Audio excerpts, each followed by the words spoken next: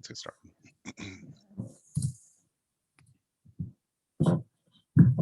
Okay, welcome everyone. My name is Amber Yutzi. I'm the Northeast Vice Chair for the Search for Excellence Committee.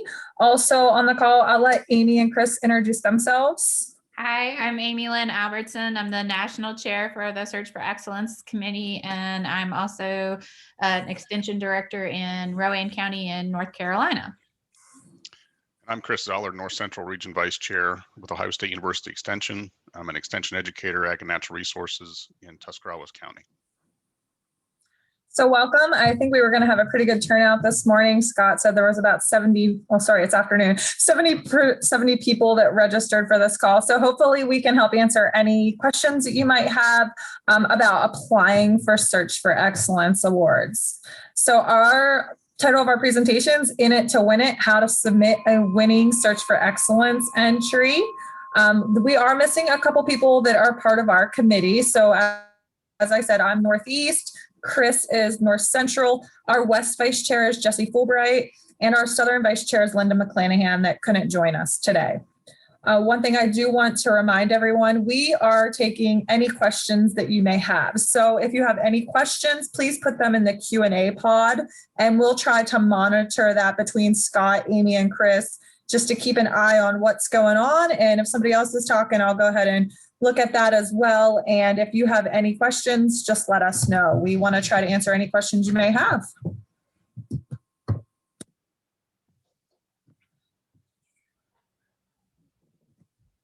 And I got to get my presentation to move forward.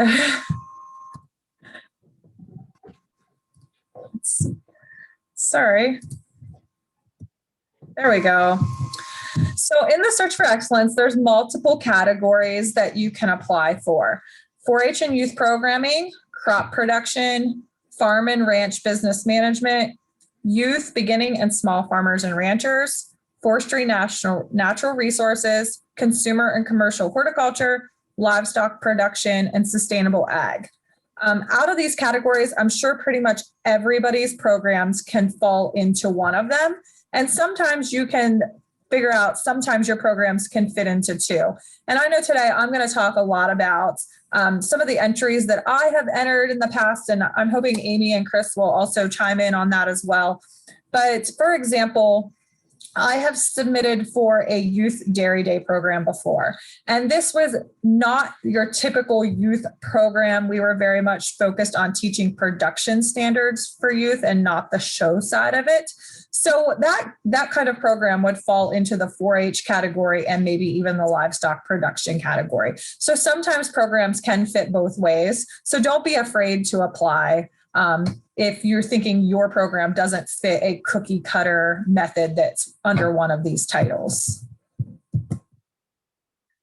So applying for the award is the first step. All entries are due by March 15th, so make sure you are working on those now. The Search for Excellence category takes a lot of time and planning, and we're really looking for programs that are encompassing multiple years of information and impact. So to be eligible, you can submit an individual or a team award. So your individual, if it is an individual award, you must be an NACAA member. But with a team award, you do not all have to be NACAA members. We do see a mix and match as long as some of the people that are applying for the award are members. One thing as a committee, I know we have talked, is read the directions. Make sure that when you are submitting that application, you have submitted all of the things that are asked for. A lot of the times we get awards, and when we look at them, they're just not complete because that person did not follow the directions when submitting it. And I would hate for your entry to be disqualified just because you didn't submit all the parts that need to be submitted and you didn't read the directions when you were submitting the entry. And this is important also for those of you who might be state chairs. When you look at those applications, you have the opportunity to catch that for your members and send them back and have them finish their applications. Because more often than not, a state chair will approve an incomplete application, and then it comes up to the national and we'll disqualify it because it's incomplete. So you may have approved it at the state level and it won, but it was an incomplete application. So it's really important that you read those and look at them and make sure you follow the directions. Sorry, Amber, go ahead. No, that's a great point to put in, is the state chairs could catch that. So when you're submitting the entry, it's an online application that is due by March 15th. And you can find those applications by going to nacaa.com. In your application, you are required to submit an abstract that is of a 250 word limit, as well as a program description. And this is typically the part that's missing. The program description is a 1,200 word maximum description of the entire program, encompassing multiple sections that we'll talk about today.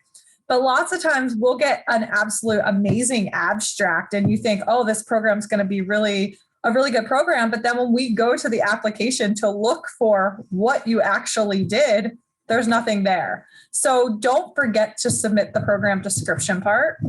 And then you're also able to submit up to 3 supporting documents. And I know as a group, we've talked about this. Lots of times we get really good supporting documents, but then the program description is really missing some of the data that we're looking for. So this is not the meat and potatoes of your entry. Just because you have great supporting documents, if you're not able to convey what your program was and what kind of impact that you had in the program description, your supporting documents aren't really going to help move you forward in the process. So I have taken some of my entries that I've put in the past and that have been successful and just sort of screenshot out sections of that so that participants can see what has been entered in the past and what has done well in the competition. So this is one of the abstracts that I have submitted in the past. In this abstract, you talk about the problem that your program is trying to face and how you delivered that program, any kind of impact that you had, how many participants. So really pulling what you would put in the overall program description, but condensing it down to 250 words and just having a snapshot of what that program is going to look like when you dig further into it. So there are 6 main areas of evaluation when we're looking at these Search for Excellence programs. We want educational objectives. They're worth 20 points. I know when I'm reviewing programs, lots of times educational objectives are some of the weakest parts of the program. So learning how to write very good educational objectives, it's worth 20 points. That's a lot when it comes down to a Search for Excellence application that's only worth 100 points in general. Your program activities. So what did you actually do? Teaching methods. How did you deliver that information? Was it via workshops? Did you write popular press releases, fact sheets, etc.? Results. So what happened? What was implemented? And then also that impact statement. How much money? If you can put money and money gain or money lost or convert that to a dollar figure, that's really going to go a long way with your impact. And then evaluation. How did you evaluate that program? So I saw Amy turned off her mic. She wants to chime in. Well, on impact statements also, so let's say that you were doing something, let's say with 4-H or with consumer horticulture, where you may not have a dollar figure that goes with that, you can also have behavior change or knowledge gain. So that would be, very important. You can show that as well. So, while, a lot of times in agriculture, dollars are some of our easier ways to show impact, but you can also show impact from behavior change or from increase in knowledge and those kinds of things. So that's another way to show impact. So that, in case you get stressed, like, oh, well, I don't have a dollar figure to attach to that. That would be another way, a behavior change. Amber, I was going to say, regarding the impact statements and results and evaluation, yeah, sure, it's nice to hear the numbers of people who came and that sort of thing. But the most important thing is that true impact. What was the behavior change? What were the dollar savings? So really focusing in on that. Sometimes that's a weakness that I see in some of those applications. I agree, Chris. I know when we're reviewing applications, I always look to see if the educator did follow-up evaluation. Did you go back to those participants and see 6 months down the way, did they actually implement something that you taught them? And if they did, what was the results around that implementation? And I think that's some of the best impact that you can get. So if there's applications that show that they followed up with those participants 6 months, 1 year down the road and actually have that follow-up impact, that's some of the strongest impact data you can collect. We did have a question in the Q&A that I'll just read it. And Amy, I think you were going to answer this question. It says, I am working with a citywide team to develop a program in youth and natural resources. If I'm the only extension agent on the team, would my work in the group still be eligible? Should I only submit for my part of the larger program, or could I submit under the umbrella of the overall project? So the answer is yes to both of those questions. So you could submit under your work for your part, or you could also submit under the overall project. Both would work. As a team with just you as the only member, you would be the primary applicant. So your name would be the only one that would be listed as the member who would be applying for the award. The other team members would not be members of NACAA, so they would not be listed on the abstract or in the award application. But you could, if you were applying for other awards, Karen, that might not be NACAA, you could probably use that for another award as well. So you could do it either way, but it could work either way. Does that, Amber, Chris, do you have anything you want to add to that? Okay. No, I answered that really good. There's another question. Chris, do you want to hit one? The question is, can you give any feedback on how to get better responses on long-term program surveys? I've gotten great responses directly after a program, but the 6-month follow-up for behavioral change and financial impact has been harder to get. Example, less than 10 responses from a pool of 140. Would it still be beneficial to include that data in an impact statement? You're right, it is more difficult sometimes to get that feedback after that 6-month or longer period of time. We have had some success in a program we had just in the last year or so with that follow-up feedback, working closely with the educators across the state who were involved to encourage those participants to provide that feedback was always helpful. So do the best job you can. It's not the easiest. Certainly it's much easier to get that feedback when those folks are there present, but doing whatever you can to get that feedback later on is helpful. I don't know if Amber or Amy want to add any more. And I think you asked about, should you still submit it? I think yes, definitely. Any follow-up evaluation that you have collected, you should submit it, even if it is a low database that you have collected it from, because it shows that they implemented. But I have found success on calling participants. It's very time consuming, but calling and following up with participants. With myself working in the dairy industry, we use a lot with the DHIA records. So a lot of times I can collect data by looking at their DHIA results and just calling and following up after a farm visit and just chatting about what are some of the things they implemented, where they don't need to give me hard facts on how much money they saved or how much their somatic cell count dropped, for example, because I can pull that off of their DHIA. But any pool of impact data that's post program or follow-up is worth applying and submitting. And definitely, I would say we've had more success when we actually call and ask the questions. Email or it does not usually get a response, or surveys sent out. But if we call, then we will get answers. But for sure, yeah, it is harder to get those responses in the 6-month post follow-up. So next, we're going to talk about some tips for success. And we've already touched on these a little bit, but we want to dig down a little deeper while we're talking to you as a group. So submitting a completed entry.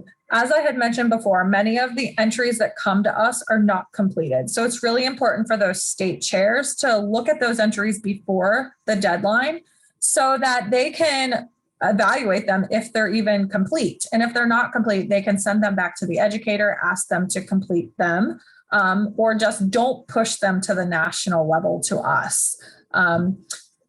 We get on average 25 to 30 animal production awards from the livestock production, and probably half of them are not complete, just as a roundabout figure. So having a completed entry really boosts your chances of us really looking at it and being in the running.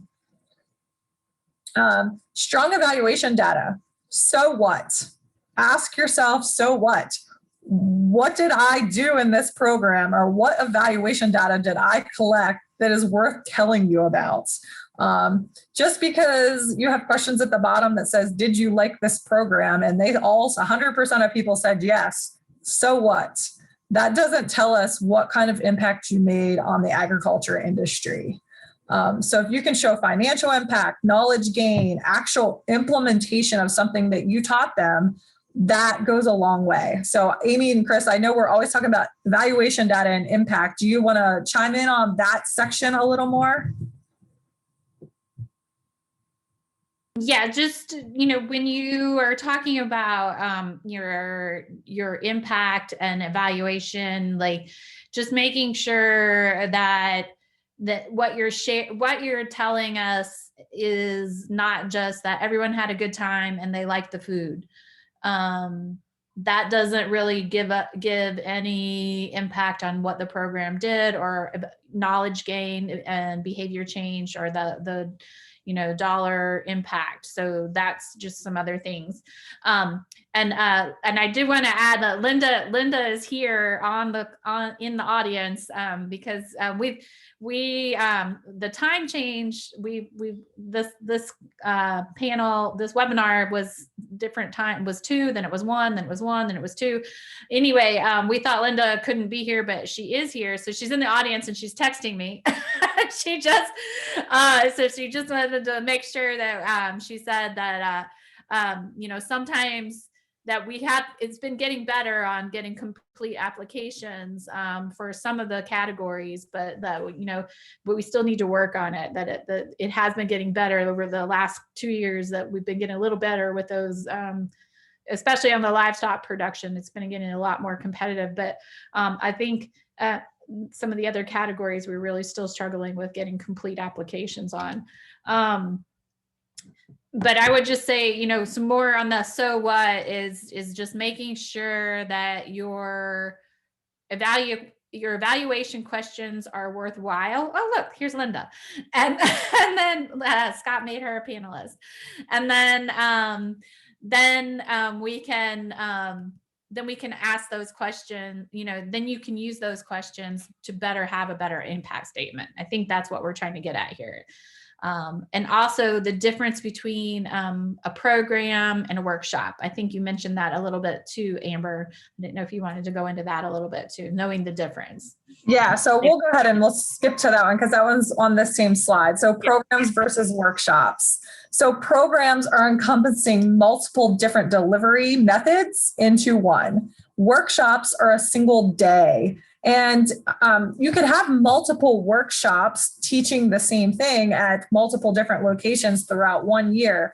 But when we are submitting Search for Excellence, we want to have programs. So did you have day-long workshops? Did you do producer on-farm consultations and visits? Did you write fact sheets around that topic, popular press releases and newsletter articles, consultations with individual producers, trials in your fields on yields and pest scouting? And there's so many things that go into a single program. And that's what we're looking for in Search for Excellence, not just single one-day workshops or 3 or 4 workshops combined into one. We want that whole encompassing program and how you delivered it to the producers or to your clientele.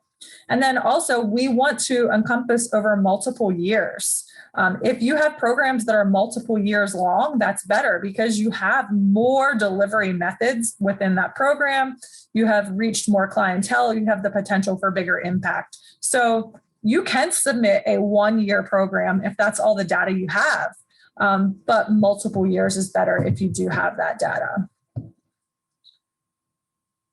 And then another point to look at is just organization of your application. Make sure it flows. When you're describing your, sorry, that was my phone. When you're describing your objectives and then flow easily into what you did in this program, what was the need that you were facing with this program? How did you implement that program? And use bullet points. And I have some examples of programs that I have done and how that's laid out, but making it so it's easy for us to read and everything flows through very easily really helps. And then also impact versus evaluation tools. So we've been talking a lot about impact, but evaluation tools are different. How did you actually collect that impact? Did you do pre-post workshop? Written evaluations? Did you use pre-post email evaluations? Did you do 6-month follow-up phone calls? How did you actually measure that impact? Is that evaluation tools? And then the impact itself, which we have been talking about.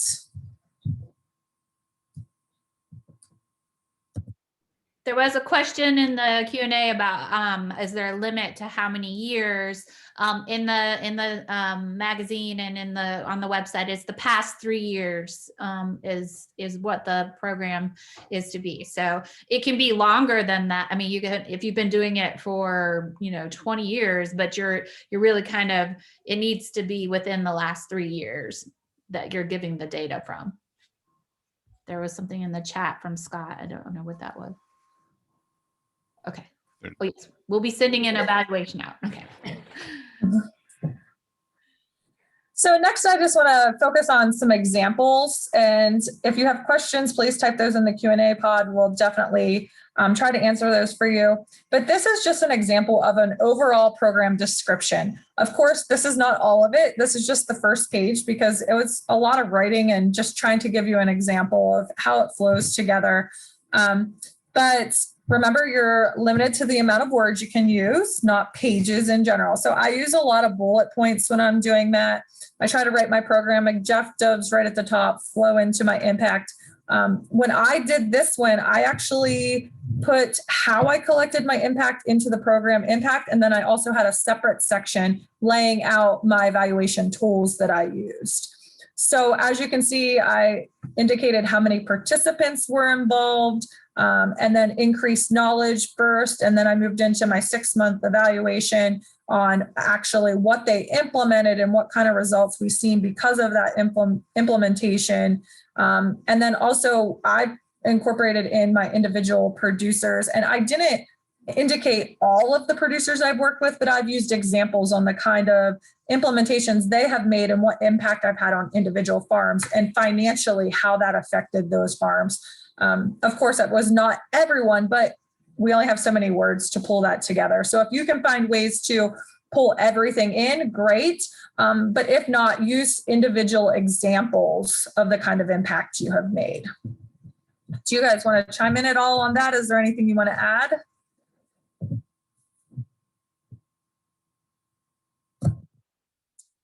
So one thing I said about program objectives is making sure we're writing strong program objectives.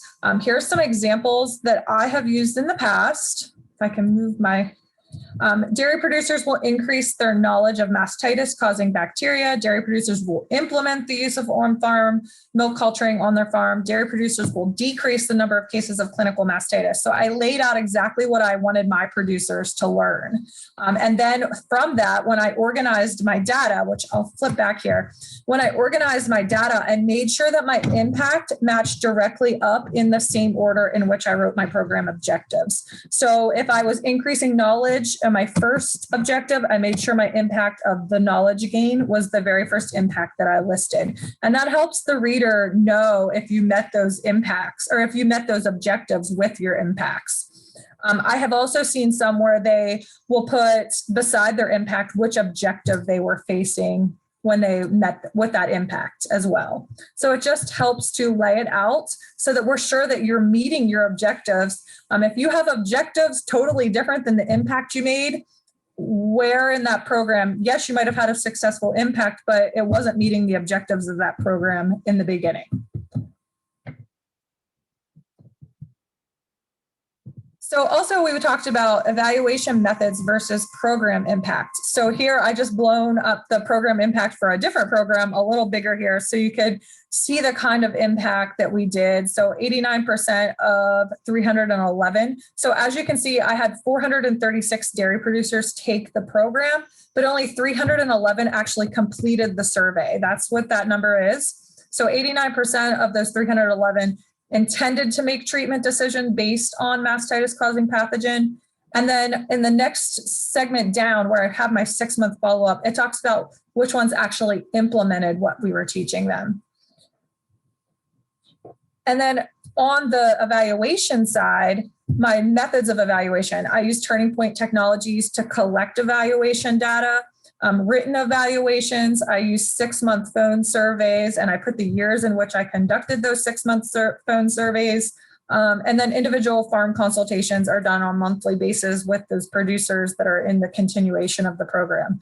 So making sure we're laying out how we're collecting that impact and what kind of methods in which we're collecting it as separate from our impact itself.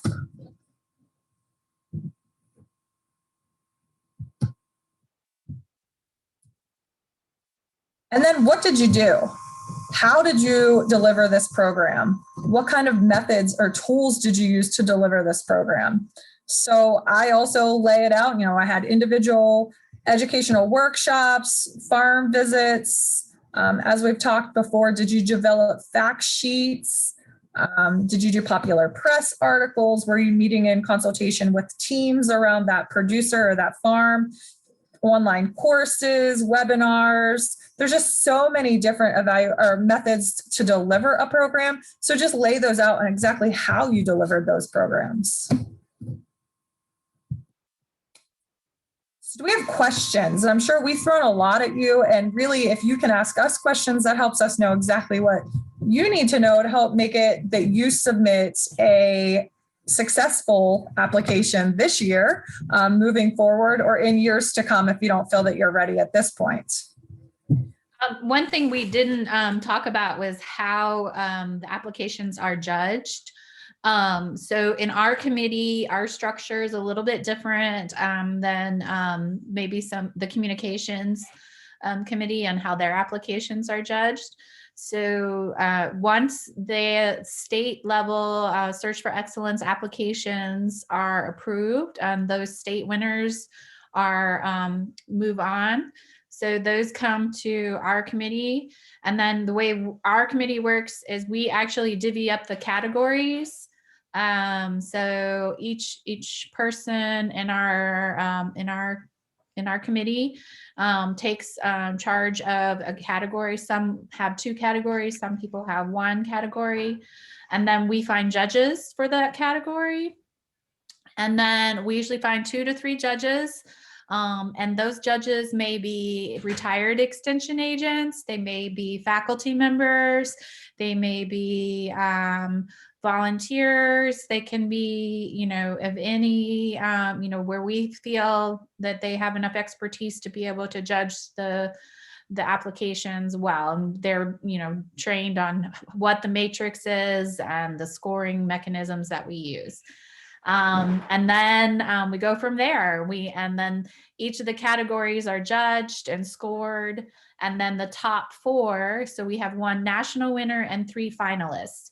And those are not contingent upon which region they come from. So we could have 3 winners from the same region.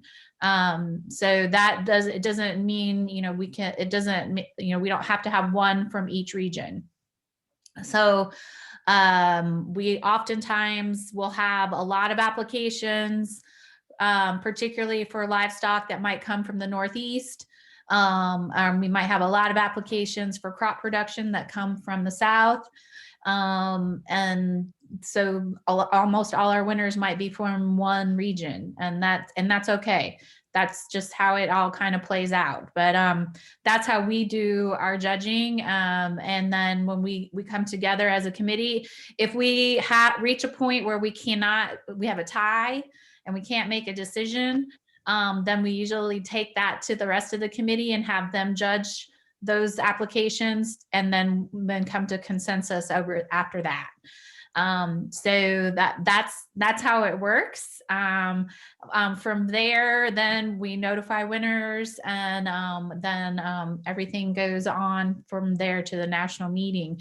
If you are selected and you win as a national winner, you receive a check at the meeting, and for each category there's a different, I think most of them are the same now, but I would have to check in the magazine and I don't have it in front of me, but I think they're almost all, I think the only one that might be different is it young winners? Sarah used to be more, but I think it's dropped back now.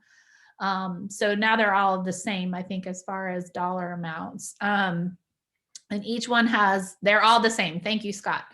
So all of them have not all of them have sponsors. So we are always looking for sponsors for those awards. So if you know of anyone or a company or anyone who might be wanting to sponsor those awards, we would gladly accept that. Okay. I have some questions in the Yes, Q&A. Chris, please take that on. Well, Okay. one thing too, before we move on, Amy, is make sure that they know that the winner will be presenting at the national meeting, most likely during a luncheon or at some time. And then we also allow the 3 national finalists to have a chance to just stand up and say a few words about their program. But the winner does need to attend the national meeting and present their program. And the finalists do need to attend as well to receive their award checks.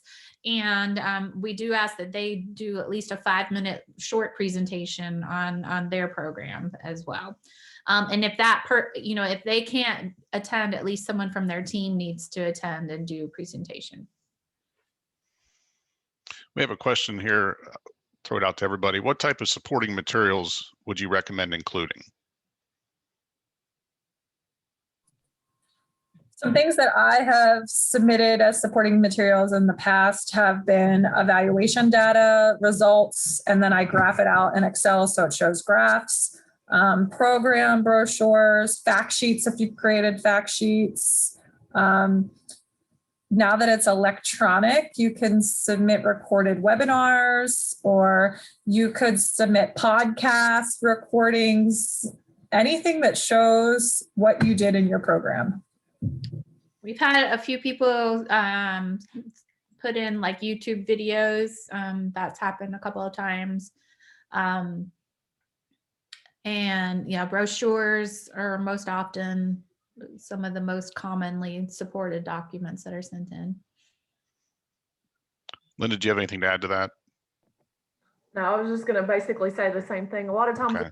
like whatever the program advertisement has been, and then the evaluation information. Another question, the 3-year max reporting, do those have to be consecutive years?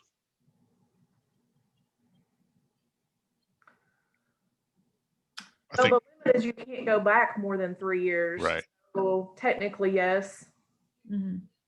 I mean, I guess if you only had data on 2 years and they weren't consecutive, that's okay, but you can't go back farther than 3 years. Right. Right. And then another question, what are your thoughts about overstating potential impacts from programs? Sometimes stating there are direct dollar value changes to a specific metric do not directly correlate to we were the main reason savings or profit occurred. Mm-hmm. I think I know what you're saying. I know. I think so. Yes, I think you have to be comfortable in backing up your data. So if you make that statement, can you back it up? Can you say that for sure? What your program did backs that up. Is that does the rest of my committee agree with that? That's my personal feeling on that. Like, and if I read that statement in an application, I'm gonna be, if I feel like I'm like, nah, I don't really feel like that your program actually had that big of an impact, I'm going to look for data in your application that's going to back that up, that kind of statement. I would agree. Put some information there that supports how you arrived at that number or that value that you derived. How did you come to that? Mm-hmm. Yeah, and I was just going to say I agree as well.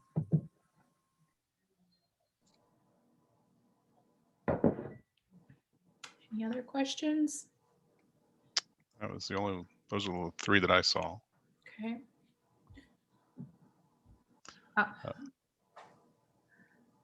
I know Scott wanted to make sure that we told everyone before we leave that he will be sending out an evaluation for today. We would love for all of you to respond because we want more feedback on how to make these webinars better and have better improvement for future webinars. So when you get that email, please fill out that evaluation and tell us how to make these things a little bit better in the future. So one other tip that we didn't put in the presentation that I will share is these programs are very similar to what we at Penn State have to submit for promotion, very similar. And one thing that they always tell us is make sure that you have a colleague review it before submitting it, and try to pick a colleague that's in the same program area, and then also one that has no idea what you do.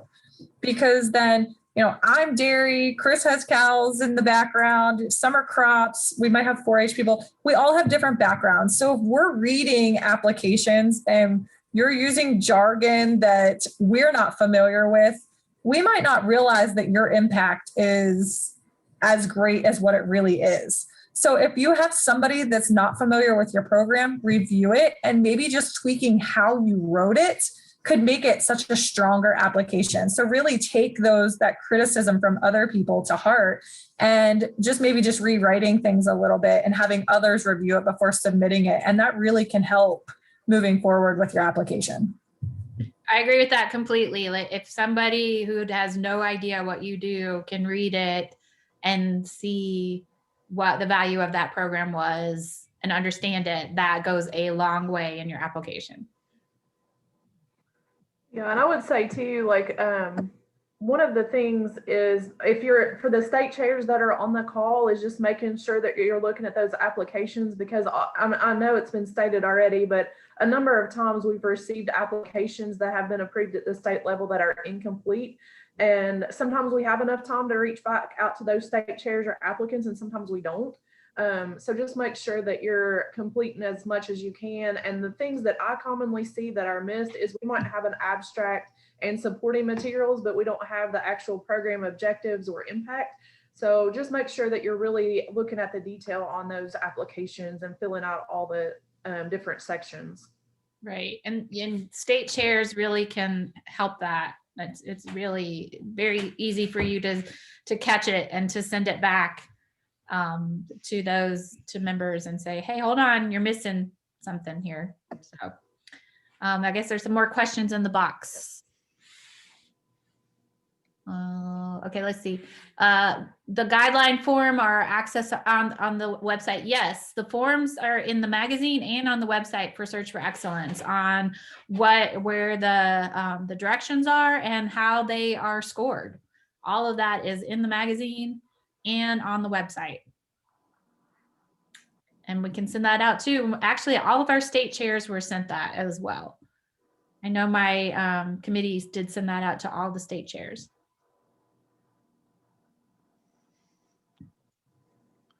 Another question here. Can you give some guidelines on how to choose which section to submit? If you're doing 4-H livestock programs, which one? Maybe some examples. So I've submitted in both. It just really depends on what your program is teaching. So if you're teaching 4-H livestock around how kids should show and the management around developing show heifers, that's very 4-H oriented or youth oriented. So I would probably put that into the youth side.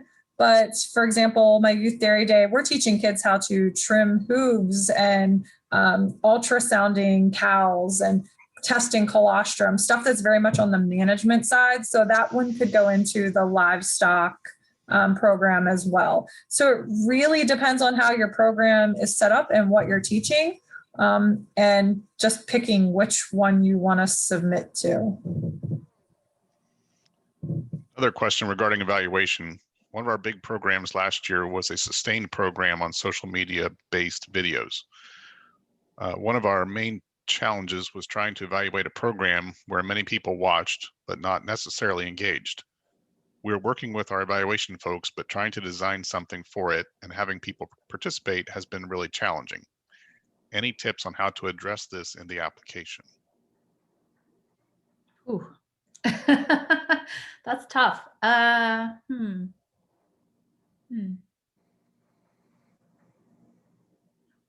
not sure, but while people are thinking about that, I'll answer Mark's question about the number of applications that we receive in each area. I know the last couple of years it's been very consistent with the livestock category. We've had around 30 applications. We typically have around 3 to 5 that are incomplete. So we will have about 25 that we judge. And then for the farm and ranch business management category, I believe last year we had 11 or 12 applications that were complete. And that was an increase from the previous year.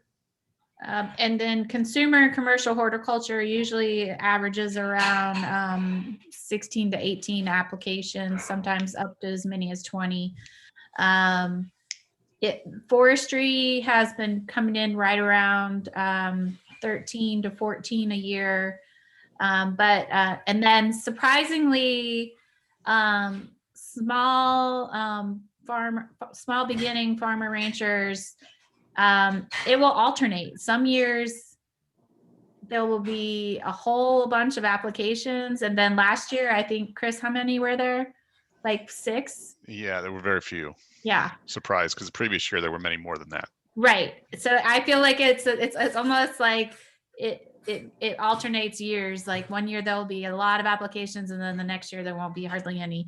And the same, I think, is true for the sustainable ag applications as well. It seems to alternate. Like one year there'll be lots, and then there'll be not very many. 4-H is the next biggest category. Amber, how many entries did you have this year that you just? I think 35 4-H last year, or in 2020. Yeah, in 2020, I think we had 35. I would say the 4-H and youth is our biggest category that we get the most applications in, and then livestock is right behind there. Livestock production is right behind there. And then after that would come horticulture, and then forestry and the others. Crop production has recently become one of our lower numbers, when in the past had been one of the highest numbered applications.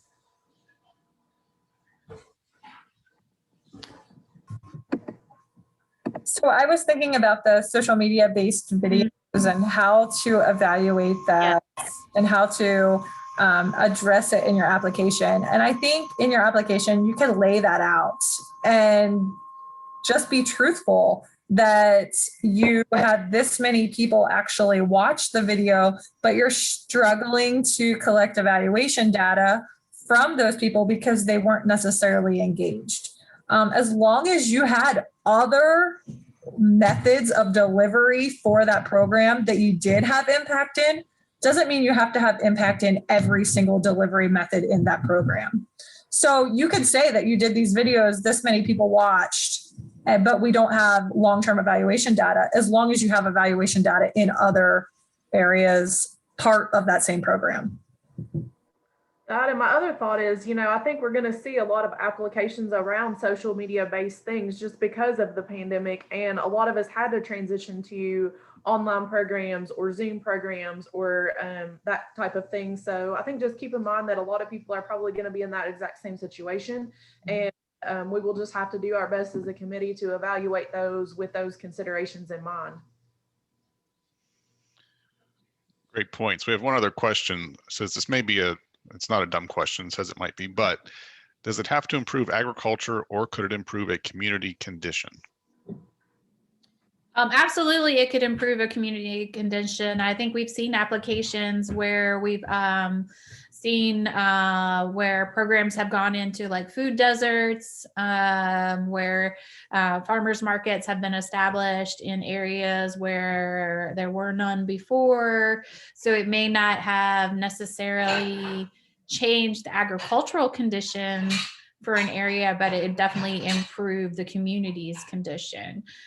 So it may, or you're combining the two. You may be, especially when you're, breaching urban and rural conditions together. So I would say, no, it doesn't necessarily have to improve agriculture. It could definitely improve a community condition, particularly if you're looking at the forestry and environmental quality application. That one definitely is a little more broad. If you're looking at like water quality and some other things where that might address a community's condition. And then there's also the business management side of things as well. I think the SARE one could also be very much community conditions as well. Absolutely. Yes, this is going to be posted on YouTube. Scott is going to post it later.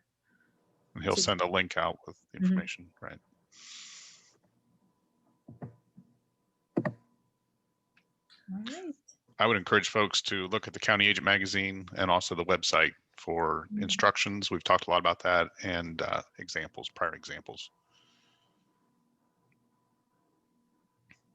Are there any other questions before we sign off? We're really glad we had such a great turnout today, and there were so many great engaging questions. And I want to encourage you to reach out to your state chair and ask them questions too if you're struggling. And if they can't answer your question, please reach out to your regional chair. And 3 of the 4 of us are sitting here, and I think any of us would be glad to answer any questions or have you bounce ideas or help with you in any way going forward. So remember that March 15th deadline. Don't wait to the last minute, because this is one of those programs that takes some planning and some organization. And so make sure you are working on that application now moving forward so that you have time to have someone review it and have a strong application to submit. Yes.